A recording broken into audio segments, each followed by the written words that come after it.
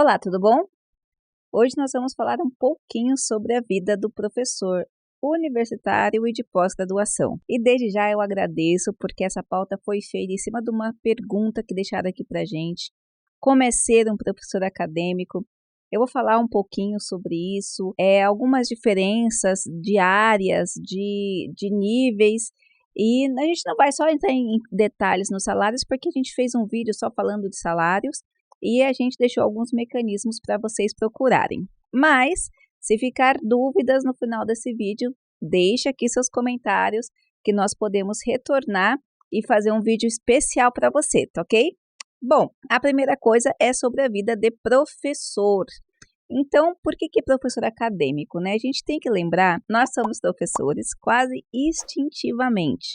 Nós sempre estamos ensinando as pessoas, seja com nossas ações, se nós somos pais, mães, nós somos educadores de certa forma, mas como profissão, né, como ganho, como exercício profissional, nós vamos ter diferenças de professores. Então, tem o professor de academia, que ele tem uma outra dinâmica, o professor de ensino infantil, que ele vai trabalhar dentro de uma outra dinâmica, a formação é pedagogo, a ideia é trabalhar mais com o desenvolvimento da criança. Depois você tem o professor do ensino fundamental 1, que além do pedagogo também já entram outros níveis de professores, como o professor de arte, o professor de educação física. No ensino fundamental 2, já entram os professores de áreas, então são os professores de ciências, os professores das exatas, continuam os outros professores de áreas, que são aquelas licenciaturas que nós fazemos. No ensino médio, a amplitude também é de acordo com as áreas de formação, de graduação, no caso das licenciaturas. Hoje ainda nós temos licenciaturas na área de letras, história, geografia, química, física, sociologia, filosofia. São essas áreas que vão compor ali o ensino médio. Depois disso, nós temos os professores de ensino superior e os professores de especialização lato sensu. Primeira coisa, para que você seja professor de universidade e professor de lato sensu, o que você precisa ter é a graduação e, no mínimo, uma especialização lato sensu. Então, engana-se quem só é professor, quem acha que professor de faculdade tem que ser, no mínimo, mestre. Aqui no Brasil, não. Professor do nível superior, ele é aquele professor de área e mais uma especialização simples. É claro que você pode fazer mestrado e doutorado e também ser professor da graduação. Isso vai variar na política da instituição, tá? Existem algumas instituições que nos editais pedem que seus professores sejam mestres e doutores ou doutores. Tem editais que pedem que não sejam, e isso vai estar ligado na estratégia da instituição e, é claro, que no salário também. Embora exista um aspecto interessante. Se a gente fosse fazer uma analogia de escadinha do professor do nível superior, a gente pensaria entre professor especialista, professor mestre e professor doutor. Então, a gente teria inicialmente a ideia de que o professor doutor ganharia mais. Porém, eu achei super curioso que em algumas instituições, os professores que são mestres e especialistas ganham mais do que o professor doutor.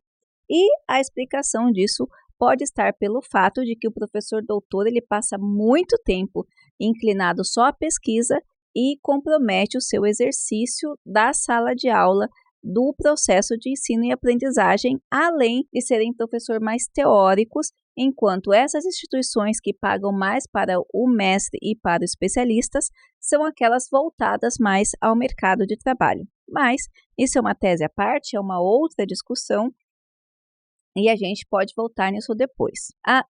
Como é a vida, então, desse professor universitário, tá? Então, o professor universitário, ele vai ingressar nas instituições de ensino superior, a maioria das vezes por editais, tá? É claro que a gente não vai ser hipócrita e falar que o network não funciona. Depende da instituição, ele entra só através do contato, o conhecimento com os outros professores, com aquele network que ele vai estar sendo indicado para lecionar. Mas Fora isso, um outro formato de você ingressar no ensino superior como professor é acompanhando os editais das instituições que lhe interessa. Então, as instituições elas vão mudar de editais para editais, as observações, as atribuições de aula. Geralmente, as atribuições de aulas e os cursos que eles pedem está escrito, por exemplo, para o curso de psicologia. Então, aceita-se professor de ciências biológicas, professor formado em ciências sociais, professor formado em psicologia. Então, para cada curso vai ter uma grade de professores de formação que eles vão aceitar na formação base, tá? Então, se você fez mestrado e doutorado em outras áreas, geralmente para ser professor da instituição, em nível superior, eles vão contabilizar muito a sua área de formação base e o seu título de mestre ou doutor, mas não necessariamente o foco desse mestrado e doutorado. Então, como eu falei, isso vai mudar de edital para edital. Ingressou na instituição, quais são as formas de trabalho? As formas de trabalho vão ser, na maioria das vezes, por contratos específicos. No edital também já aparece. Existem professores que vão trabalhar por hora-aula, então é muito comum você ver professor de mercado, por exemplo, que trabalha numa indústria, ou é empresário, ou trabalha numa instituição específica, e vai na escola uma vez por semana dar aula, por exemplo. Esses professores possuem contratos específicos pequenininhos por hora-aula e vão ser remunerados, obviamente, de acordo com essas horas que deram. Alguns professores já têm a carga um pouco maior. Por exemplo, 20 horas por semana, 40 horas por semana, 30 horas por semana. Então, essas cargas horárias também vão estar direcionadas de acordo com o edital e de acordo com a instituição. Isso, professor de graduação. A cada semestre são feitas atribuições de aulas. Então, dificilmente um professor vai ficar dando aula só de uma coisa. Então, você dá aula num curso de medicina, por exemplo. Então, esse semestre você vai estar na fisiologia. No semestre que vem você vai estar na histologia. É claro que tem professores que se emancipam numa área só e acabam pegando uma área só. Agora, tem aqueles professores que dão aquelas matérias que ninguém gosta, como metodologia científica, e os professores acabam empurrando para esse professor essa área. Eu amo metodologia científica, tenho alguns colegas também que amam metodologia científica e, embora transitem, acabam gostando. Outra opção do professor universitário agora é esse mundo online. Então, o professor vai ter que gravar, ele vai ter que desenvolver habilidades e competências dessa questão da gravação. Nesse caso, esse professor ganha por módulo que ele grava e depois a instituição tem tutores que não tem nada mais a ver com o professor. Eu mesmo vou gravar um módulo para uma instituição de metodologia de pesquisa e eu tenho o meu contrato, eu vou lá, gravo as aulas, forneço o material. E depois esses professores, essa instituição tem tutores, tá? Que vai baratear o custo da instituição e o professor trabalha desse jeito, por contratos específicos. Outra parte de trabalhar. Para você ser professor de pós-graduação lato sensu, aí a dinâmica pode mudar um pouquinho. Você pode, por exemplo, fazer um contrato por um curso específico de pós-graduação. 6 meses, 1 ano e meio. Então, por exemplo, é muito comum ver grandes pesquisadores, esses mais midiáticos, fecharem. Vai dar aula no curso X da faculdade de pós-graduação tal. Então, empresários, filósofos, eles fazem muito essa pegada desses contratos que se dão por um determinado tempo, começo, meio e fim, na pós-graduação lato sensu. A pós-graduação lato sensu, ela é uma pós-graduação direcionada a profissionais de mercado.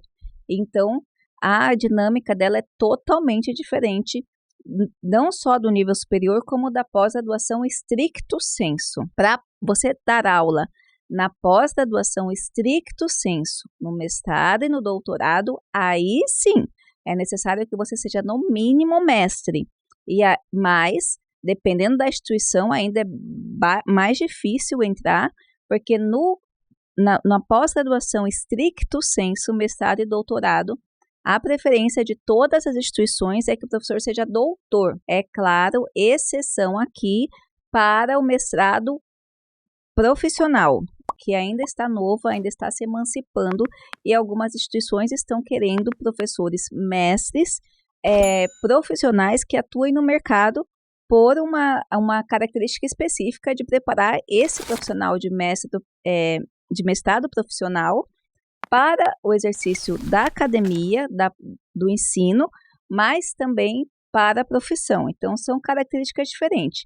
Em linhas gerais, o stricto sensu acadêmico vai preferir que você seja pelo menos um doutor. Nesse caso, a dinâmica desse professor também pode ser contrato por hora-aula, mas é mais comum que os professores de pós-graduação tenham dedicação mais intensa, especialmente os professores de doutorados, porque eles vão orientar muita gente, vão ter que estar inclinado à pesquisa, trabalhar, publicar, participar de congressos, o que vai dar o nome para a instituição, os pontinhos na CAPES, a qualidade de pesquisa. Então, essa característica de professor da pós-graduação, ela vai ser mais diferenciada nesse sentido, tá bom? Eu espero ter ajudado para você compreender um pouquinho mais desse mundo acadêmico, desse mundo do professor, né? Como ser um professor. E como eu falei, deixe seu comentário, a gente está aqui super à disposição para gravar vídeos que possam nortear você nessa linha de conhecimento. Um grande abraço e até a próxima!